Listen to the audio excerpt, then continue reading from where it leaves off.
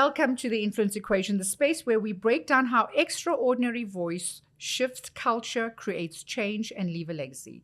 Sometimes influence is best described as voice plus story equals impact.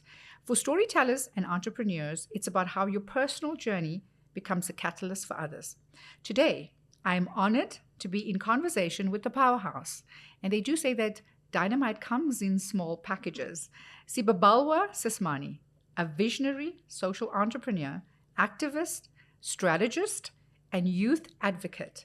She has consistently used her voice and her platform to ignite conversation and build tangible change in South Africa and beyond. Her story is one of resilience, boldness, and clarity of purpose. So today we will sit in her chair, walk through her pivots, and unpack her own influence equation.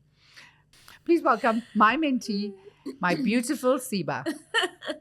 Hi, Katie. Thank you so much for having me on your show. There was quite an introduction there, right? It was. I was like, huh? Are you speaking about me? Isn't it beautiful, though, when somebody else introduces you and then you realize that I have done so much? It is. So tell me about your earliest memory when you realized that you had a voice. Was it a particular situation? And what did you do with it? So I think I grew up in an environment where I've always had a voice. With my parents being as old as they were, they didn't believe that a child is seen and not heard. They actually wanted to see and hear you. So I think my voice even annoyed my parents at some stage at home. But when I actually realized that I had a voice was not too long ago in our country at a very dark time where I think we were just fed up with gender-based violence. And there was a certain horrible situation that happened that involved Uyinene Mkhotyana. I was not attached to her. Through friends, through family, but it really hit my heart. And then I managed to put all of my friends together and we did a campaign called, what was it? #WithoutUs. So it was about imagining the world without women or South Africa without women. So basically a lot of women didn't go to work that day, including broadcasters. Classroom sessions at UCT were disrupted. It spread throughout SADC because we are constantly doing media interviews and people are actually sacrificing financially. Women are sacrificing financially to not be at work so that they can support the cause. I think that's actually when I realized that our platform that we built is so powerful. So having that kind of voice, what did that teach you about power, responsibility, and even presence? With power comes a lot of responsibility. I think you actually said it right there in your question. It has a lot of responsibility because once you get into influential and powerful positions, you have the responsibility to make sure that you create an impact based on what you feel strongly about. I remember my very own moment, and you realize that silence is a decision. Mm-hmm. And your story resonates because you not only chose to speak, you chose to speak when it was just easier to be quiet, right? Mm-hmm. It's often enough. It's like not your problem.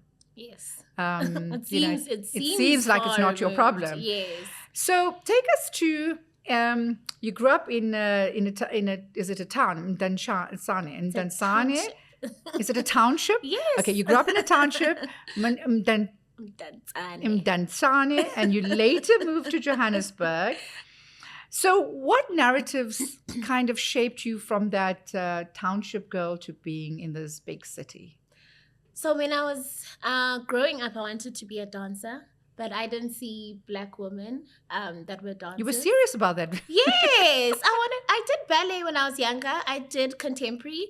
Up until 2 years ago, I used to do salsa. Wow. So I really love dancing. I love the arts, I think, more than anything. So I really wanted to be a dancer when I was younger, but I didn't see other Black women. And also in the movies that we were watching, it was your skinny Caucasian woman. And also tall. Svelte. Unless you're a ballerina, then you're short. I did ballet, but also doing ballet ended up, I had body image issues as well. Because again, you see these tall, very skinny women, and I could never be skinny. Even if I tried, I'm closer. So I come with a lot of things to baggage.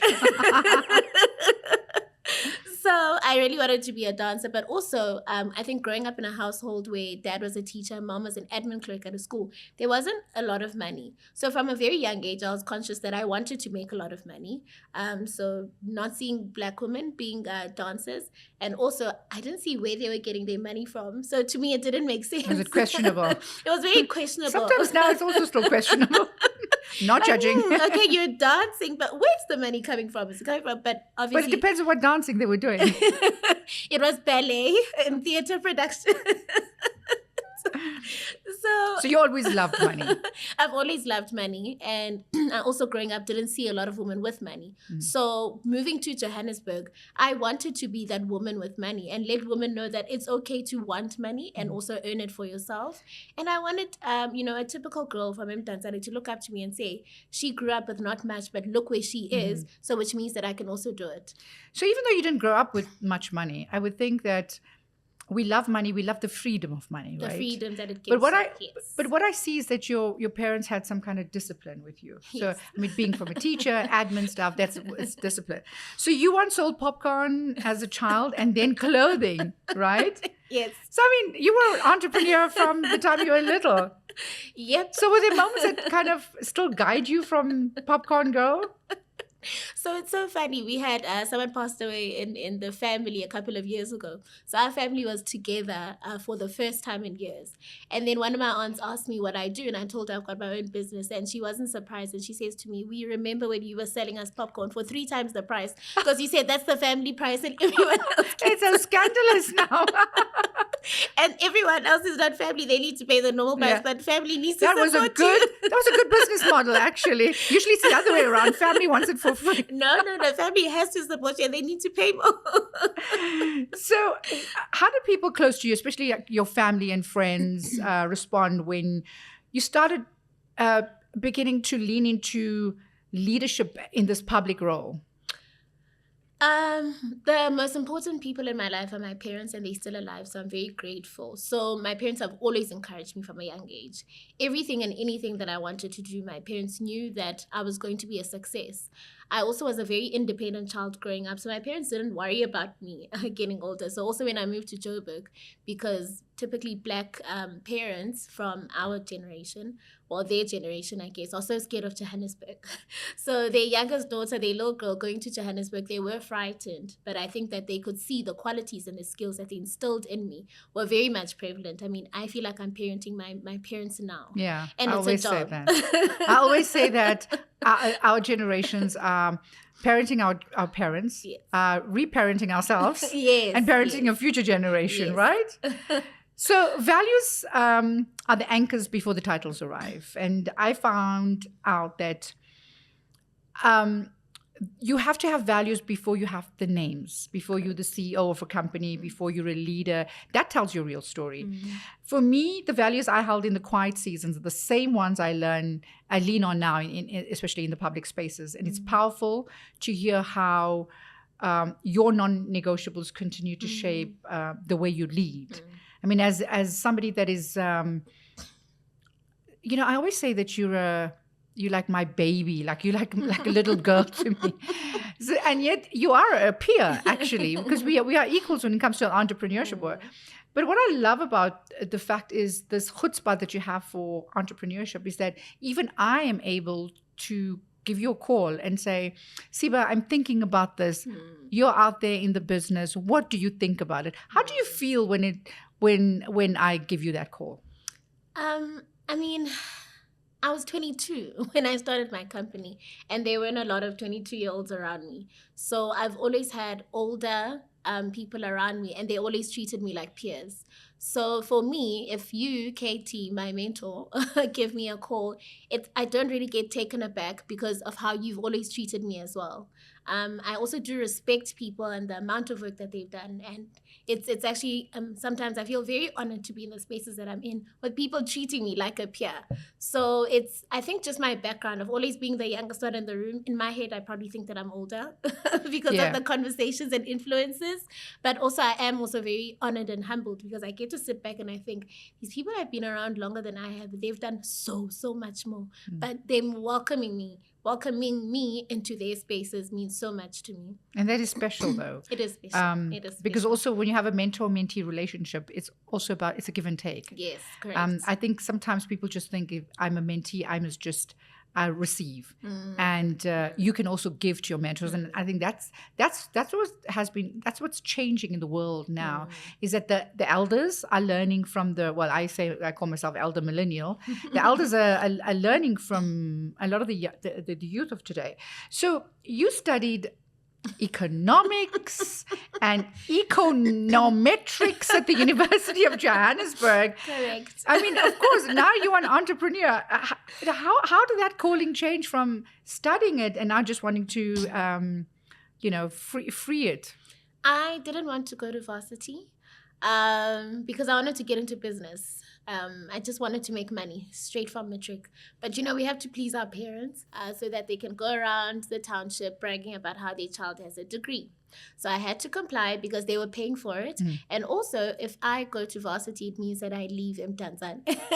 Wow, so. And I can go to the big city. So I was like, that was a good trade-off, right? Let's weigh it up. Okay, it's not so bad.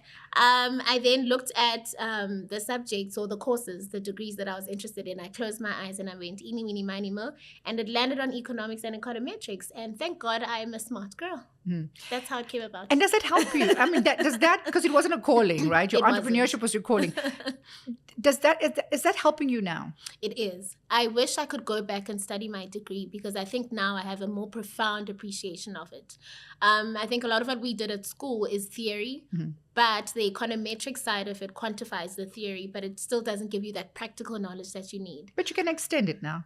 We can. But it's always the time. It's always the time. Don't be like me, push things too long, and then you realize, why didn't I do it in 2002? Exactly. Kind of thing. But I do see the value in it. And a lot of the economic principles, funny enough, varsity was a very long time ago, but I can still remember quite a few of those principles. And I apply it to my business, actually. So what part of your identity, I mean, you often talk about the township, being a Black woman, a township girl, a creative, has challenged and anchored your influence now? I'm always grateful, I think, for my background, being a township girl and now being in business and now being so bougie. Because if you put me in a township, I can relate and I can actually blend in. I would know how to communicate with people because I'm still rooted there. But then also, if you put me in the Hyde Parks or the Sandtons or Sandhurst of the world, I fit right in because in most of my adult life, after graduating, that's where I've been based. Those are the circles that I'm playing in. And in PR, which is what we do, that's so important to be able to communicate and relay messages and make a lot of information palatable because you need to understand different target audiences. So I'm very grateful for that. I remember myself walking into boardrooms and sometimes being the only woman of color there. And I felt that my identity was questioned even before I spoke. But I realized that it's your strength, your heritage, your upbringing, your creativity that gives you a different lens. Yes. I mean, I still suffer the same, imagine in 2025, because we decided to pivot into sports, which now we've been in sport for 5 years. So 5 years ago, it wasn't always the most comfortable place to be in when you walk into a boardroom and it's males, it's Caucasian males that are just looking at you like, what is she doing here? My height also doesn't help. But is it sometimes it's, what do they say, pale, male and stale? Yes, exactly. I mean, I'm glad you said it, not me. I work with those people. So, I mean, that for me was very tough. And, that wasn't a long time. 5 years ago wasn't a long time ago that is still happening. But I'm seeing the sort of change in mentality because they realize that transformation is so important. For instance, I was having a meeting with a client who's a Caucasian male, an Afrikaans male, and he said to me, often a lot, they sit with themselves, people with a similar background. They all went to Stellenbosch. They all played rugby, and they all make decisions. And all it takes is one woman, even if she is a Caucasian woman, even if she's a Black woman, it takes one woman being in the space to change how they think because they all think the same. He said that's when his eyes are open to transformation and representation is so important, and it's great for everyone, not just for one group of people. It's amazing for everyone. It's for because women. You then grow. Yeah. But I think with you, it's more than just transformation and representation. You're good at what you do. Yes, correct. So in 2014, you launched Unorthodox PR. Tell me about that transition. I'm not economics, and now you've got to do communication. I mean, that was a leap into the unknown, right? It was. I didn't even know what it was, I think, at the time. So, but I know that it started when I was in my last year, because I got my first job in my last year of varsity, and I worked for a tobacco company under their marketing department. So as you know, in South Africa, you can't advertise tobacco. You have to find creative ways of marketing it. I think that's where I fell in love with the marketing side of things. And I fell in love with people and how to influence people in a certain way. And people fall in love with you too, because Yes. you have that X factor. Thank you.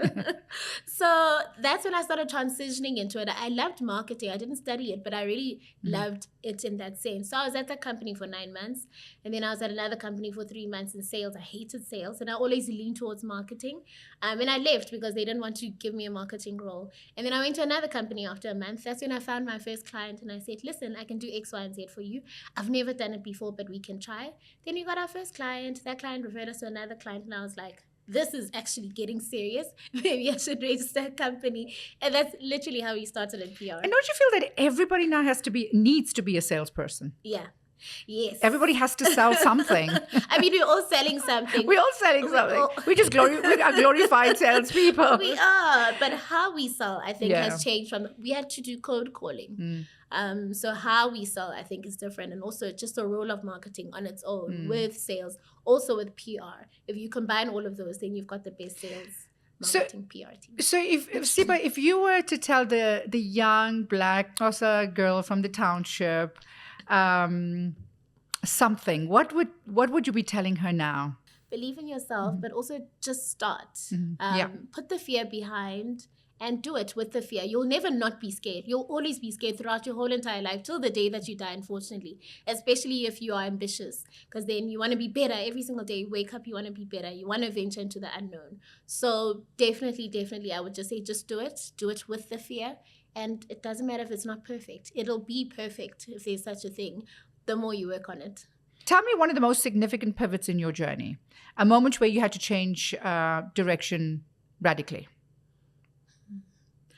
Being an entrepreneur, I feel as though throughout our whole entire lives, we feel as though we have to survive on 2 hours of sleep. So in 2024, I actually landed up in the hospital. And had I not gone to the hospital, I would have died.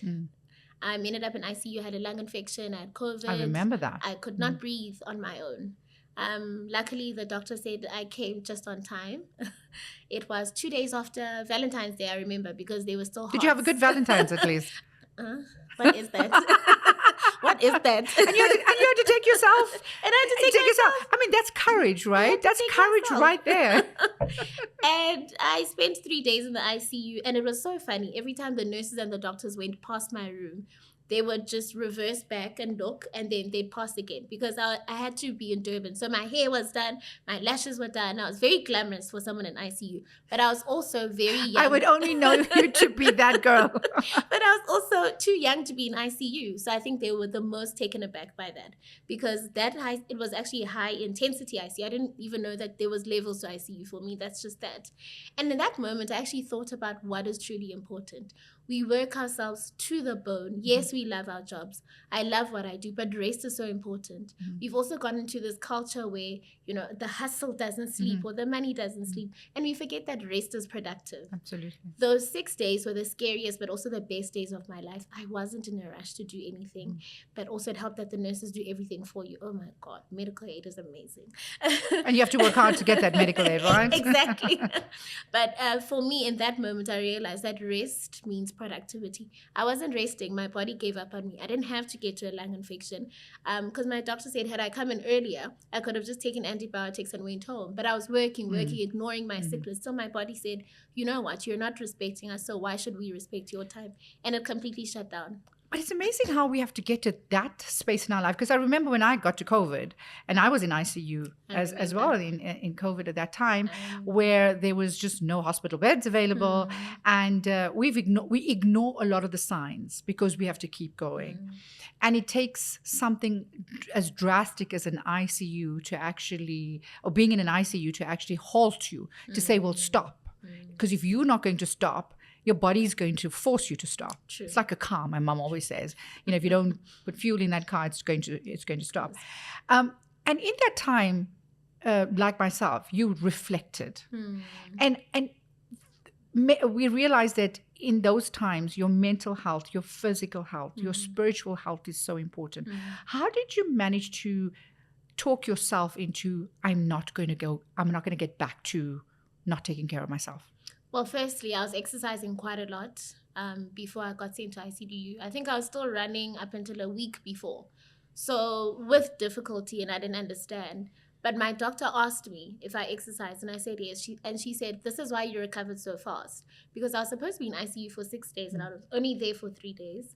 I was supposed to have assisted breathing for 6 days, but after 2 days, but also because I'm stubborn, I decided that I don't want my lungs to be dependent on something, and I started training my lungs. So that also gave me I'm doing a good job by exercising and just making sure that I'm moving my body. So for me, that was important. But then it was about setting the boundaries now. What about the mental health aspect of it? What about the rest aspect of it? What do you do that you love? What fuels you outside of work? We're very fortunate because I've also seen you in action, Kelly. You love what you do. You don't need a script. You're in your natural environment. But also we do need a break from that as well. We also need to be poured into by our friends, our family, even if it's just going to the spa as well. So I started actually prioritizing a lot of that. So I don't work the hours that I used to work now as an entrepreneur. And thank God, actually, I'm great at what I do. So my clients will wait for me when I say, you can't send me an email at 5 p.m. on Friday. I'm only going to attend to it on Monday. Whereas pre-ICU, Siba would have said, okay, no worries, you'll have it on Saturday while morning. you are in the ICU, right? But the boundaries are the most important thing that we've all had to learn to create. And I wish we learned it sooner. Because when you learn boundaries sooner, you stop, you don't people please. Yes. And then you actually respect. There's a level of self-respect. You have some dignity for yourself. And then people actually respect you. And the other thing that you said is about, pouring. I want to pour from the overflow of my cup. I don't want to, pour from the empty cup, like we said, or wait for that cup to fill. And I wanted to overpour, and you have the extra bit, and leave my cup full, because I want my cup to be full all the time. I mean, of course, with all of this, your definition of success would have changed. Yes. Slightly. Yeah. I still regard, and this is me, I'm not imposing it on anyone, but money has always been important to me. Maybe that's a trauma response from growing up, with not that much. I don't think we need to apologize. Important. We don't need anymore to apologize for the love of money, for the love of the freedom of money. The freedom that money gives you. So for me, for myself and not anyone else, I still define success as the number of zeros in my bank account, but also how much impact I've had on the people around me. I love that. Just meeting different types of people. So it's like whenever I travel, I avoid the touristy places. I go to where the locals are, because I love learning about people's cultures, how people live. So that's actually something that pours into me as well. So for me, that's success, impact, learning, just adventures. So, when I think about success, for me, it has changed. And it's not about the titles. It's not about the recognition anymore. For me, it's about the doors that I can open. It's is when someone else rises, because I created that space for you. When I see a door that I open for you, especially, that for me is my success. And I think, I don't know, maybe it's because I'm older now. That's how I measure success. For me, it's not about what I've gathered anymore. It's really about the who I've helped change, and the spark that I've created for people. Yes, I also love the sum of money. I love the equation of money, because again, if Siba's going to call me and say, "Can you help me out with A, B, C, D, and E?" Exactly. If I have that $1 billion in my $1 million in my bank account, I'm able to so easy. But in saying that, that success is I'm still helping. Creating some change for you as well. Exactly. So I think for me, I it has slightly changed, but I'm holding on to, and I always say this, and I've said this to you a few weeks ago as well, is that as much as we want to do good, anything transformational should be transactional. Yes, correct. I love saying that. So of course now you know, through this journey, you've had some levels of uncertainty. So what anchors you? I pray a lot. And even if you're not Christian, I do believe that if you want to be successful in life, you need to have some sort of higher power that you talk to. Divine power. Because we need to realize that not everything is in our control, but then there's always a divine higher power that's making sure that they are working their hardest to make sure that you succeed. Otherwise, you're going to go absolutely insane. I mean, meeting you, there was no way I could have orchestrated that, right? And some of the people that I meet on a day-to-day, I meet random people in a restaurant while having lunch, and then that ends up being a transactional relationship, whereas they then become a client. Certain things you can't plan for, certain things that you can't control. But for me, I feel like you always have to believe that there's a bigger and a higher power working for you. So for me, it's prayer. And I always read my Bible every single day because it reinforces me that I am loved, I am important, there's a bigger plan for me, and there's always God who's working behind the scenes, his hardest, and he does not sleep. So that's just very reassuring. I hear you. For me, it's that too. It's the grounding. It's the grounding of prayer. It's the journaling, which is important for me. Even just pausing to breathe these days, you know, and coming from ICU and battling to breathe, it's the one thing I know that I've taken for granted is breath. So even when I'm in traffic sometimes and I'm feeling some kind of anxiety, I hold my stomach and my diaphragm, and I just like, I've got to do the breathing, the 1, 2, 3 thing. And it really helps. It just triggers your brain, and you kind of, that rhythm of breathing, it just helps you escape with whatever storm is going through your head. And I really found that works for me. So, you know, the pivot in our lives often come disguised as challenges, failures, or unexpected turns. I think we all can write books in them. Take us to one of the most pivotal moments. What happened and how did it change the course of your journey, and especially working in this very male-dominated environment? COVID, actually, I think was a pivot for the entire world and was a pivot for myself as well.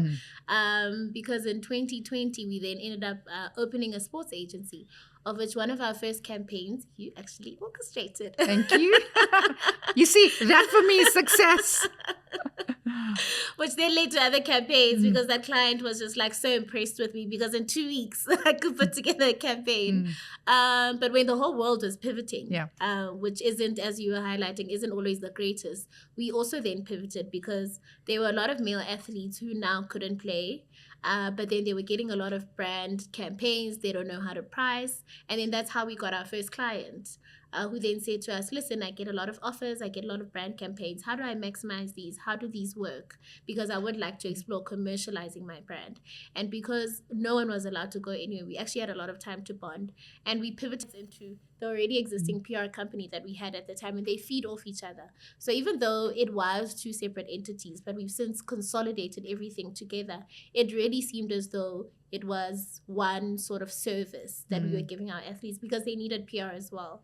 So from that, it's made us such a better PR company in the sense that we were strictly corporate before, but now we're also in sport. But with sport is, it cuts across so many genres and industries. You can have sport and health, which is the most predictable one, sport and social justice, sport and politics. So it opened us up to so much more than our original corporate public relations that we did. So that pivot has completely changed my life. So that's where the advocacy part comes from. And that's where when I see you, you, it's courage. I see you as that courageous girl. How do you hold courage when systems are not designed for you to succeed? And I think these are the conversations we need, the honest conversations we need to have. Getting older or wiser, I think, Katie, comes with a sense of courage. Because when you're younger, you're too scared to challenge anything. Mm-hmm. Also, when you're younger, you think that people make or break you, but they don't. The older you get, you actually realize that you are the one responsible that can make you or break you. Mm-hmm. So that's when courage comes in to say that I'm going to speak out against this person. They can try and intimidate me, or they can try and put whatever tactics in place, but they are just an individual just like myself. But that takes years of being put in very uncomfortable situations where you actually realize that these people don't have the power that they have. I am the powerhouse. I love it. And you know, when you talk, you sound like you're already, in your 50s. And I love what you're saying about finding strength in your pivots. I think many of us forget that sometimes our redirection is still progress. Correct. No, that's correct, because just at the beginning of this year, things were a bit slow on the PR side. And, I'm starting to think, okay, the economy is bad. What do you mean we're not getting any clients? What do you mean our clients are not extending their contracts already? So I'm scrambling. And then I actually had to sit down at that moment in time and say, this period has a reason. Mm-hmm. Use it constructively. It's quiet. Financially, are you okay? Yes. So it's quiet. Either you need to rest or you need to re-strategize for the future. What have you learned? Because we've been in business for 11 years. What have you learned over the 11 years? And what do the next 11 years look like? So a lot of this year was just me sitting down, I think just restructuring, trying to also start working on my personal brand, of which I gave you countless calls about. I know. And I love that. And I love that you take the advice as well. Like, Katie, what do you do? You're so good at your personal branding. Tell me. So, which is something that's very foreign to me. So those quiet moments, those moments of uncertainty, they're there for a reason. But also take a step back and just try to see what the reason is. Is it meant for restructure? Is it meant for rest? But also we need to be kind to ourselves. We don't always have to be go the whole entire time. We just need to just take a breath, as you said, from the diaphragm. So, Siba, on this part of the show, we actually do an equation. And you've been privy to this equation. So we said your voice, your story equals impact. So with your voice, this is how the equation, the narrative of your equation is. Your voice is amplifying those often unheard. Your story is resilience, entrepreneurship, and building pathways. And your impact is opportunity, is legacy, and systemic change. What do you think about this? Okay, that's an interesting one. Well, luckily I went to the workshop, right? So I'd definitely say that my voice is not only for myself. It's definitely for young women, youth, and communities who deserve to be heard. And I think I have done work in the past where you can actually see that. I feel very strongly about those groups of people. My story is about resilience, definitely, from coming from not being a trust fund baby from Tanzania to by the time I have kids, I'd love for them to be trust fund babies. So in that process, I really have to be resilient. And the impact is that I know that the things that I'm building towards now, I may not see them in my lifetime. But even if it's 2 generations from now, 3 generations from now, I know that I would have laid the foundation from the change that's coming into the future. So it's not about direct results now, but fully knowing that in the future, definitely there's an impact that I would have made and that was started 3 or 4 generations prior. I don't agree with that because I think you are living your legacy. Thank you. So what I love about your equation, Siba, is how it turns resilience into legacy. And I think you need to see that because your voice amplifies others. Your story preserves courage and entrepreneurship, and your impact reshapes opportunities for the generation to come. But you're still doing it now. So you've shown us that influence is just not about speaking today, but about creating spaces where others can rise tomorrow. And that is beautiful because you're living your dream. So today we've seen how influence takes many forms, but always comes back to the same truth, how your voice plus your story equals impact. So to our audience, what is your equation? What voice, what story, what impact will you leave behind? Thank you, Siba, for sharing your wisdom and your energy with us. I love it all the time. And to everyone that has tuned in, remember this: influence is not inherited, it's earned and it's lived. True influence is measured not by today's applause, but by the legacy we leave for tomorrow. Thank you so much for being here. Thank you so much for having me, Katie. Always a pleasure to have a conversation with you.